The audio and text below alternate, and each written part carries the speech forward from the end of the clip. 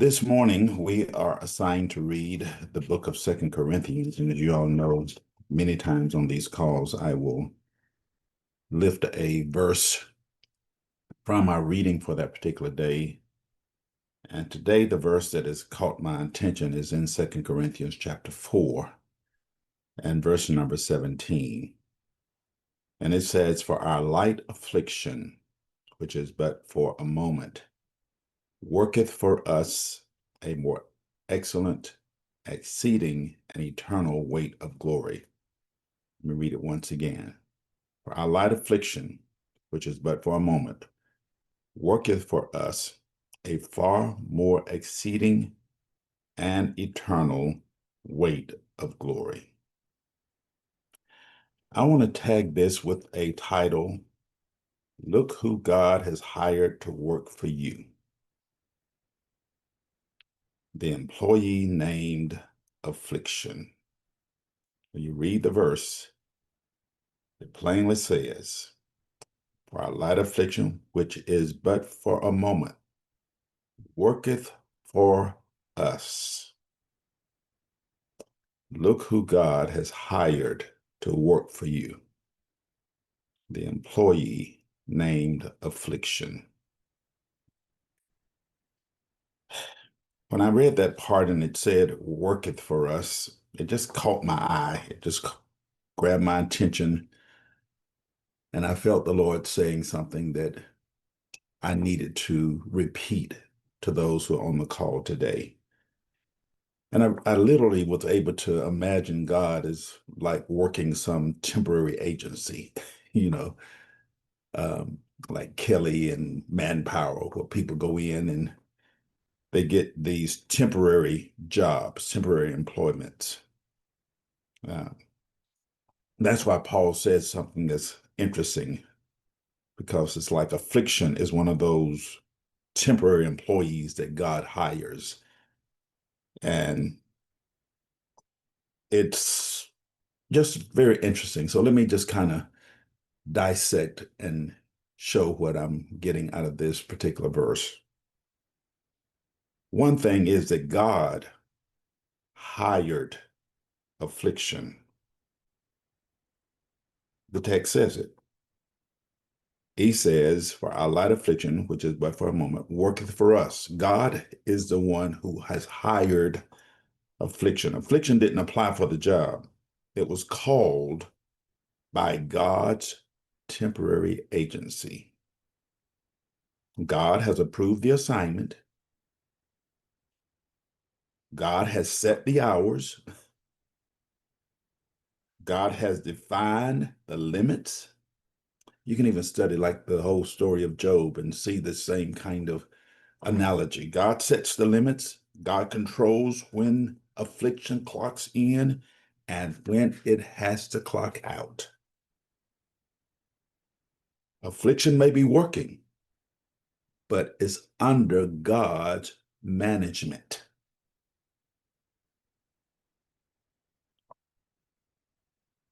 We are not under the authority of our struggles. Our struggle is under the authority of God.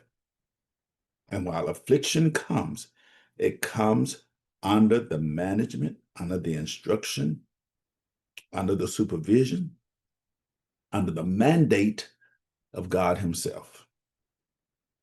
So, God hired affliction. Second thing, this employee affliction does the work, but we get the benefit. Read the text. It says, "For our light affliction, which is but for a moment, worketh for us a far more exceeding and eternal weight of glory." Affliction is doing the work, but we're going to get the benefit. In every business, the employee is the worker, but the employer is the one who enjoys the bottom line.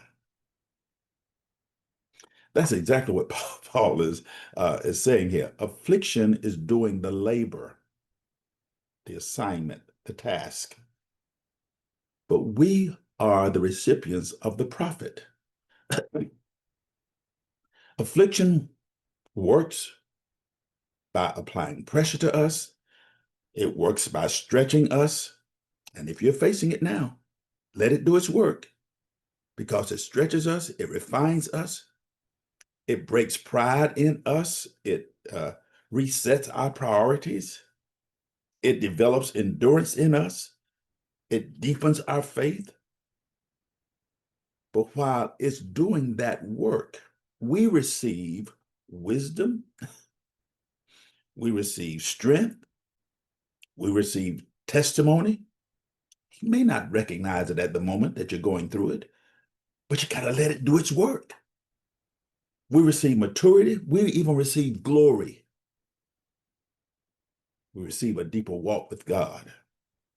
The employee affliction is doing the work, but we get the benefit. Another thing that I saw here is that God never hires affliction without a purpose. If he assigns affliction, he assigns it to do a task.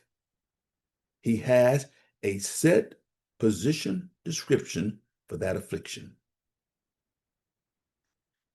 You know, temporary workers are hired only for something important. No one goes to a temp agency just to hire somebody to come around and sit to figure out if there's something for them to do.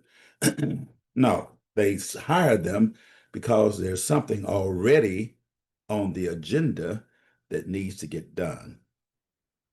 So God brings affliction on staff.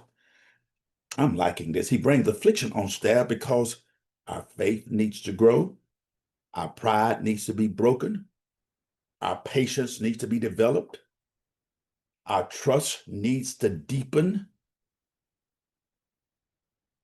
So he brings affliction on for a set purpose. And that purpose is something that comfort could not have produced. What affliction does in us, ease could not do. Only affliction is qualified for the assignment. God has already checked the qualifications, the experience of affliction, and he knows where to assign affliction to work. And he does not hire affliction to destroy us. That's not the assignment. It's there to develop us. Look who God has hired to work for you. Another thing that I see is that affliction has a set time to work, a set time. And in the text, it says, for a moment. A set time for a moment. It may seem like an eternity for us, but it's really for a moment. Paul even emphasizes it. He says that affliction is a temporary worker, a seasonal worker. It has a start date and an end date. It can't stay longer than God has assigned it, but it cannot leave until God releases it. And God will not release it until the assignment is completed. Affliction is temporary, but the work that it does strongly impacts our bottom line. You know, if you ever run a business, you know that the bottom line is important. We won't be operating in the red when affliction finishes what affliction has to do. When affliction clocks out, glory stays on the job. Because affliction has really been hired to produce glory. So our pain is not permanent. Our valley is not permanent. Our storms are not permanent. Our heartbreak is not permanent. But affliction has been assigned, hired to produce a particular thing, and that is it's going to produce glory. And we could not earn the bottom line without this particular employee being on staff. So the last thing I want to tell you, then we're going to pray. Let God's employee do his work. You don't have to enjoy affliction, but you need to recognize affliction's role. It's been hired by God. It's been assigned a task, a temporary task.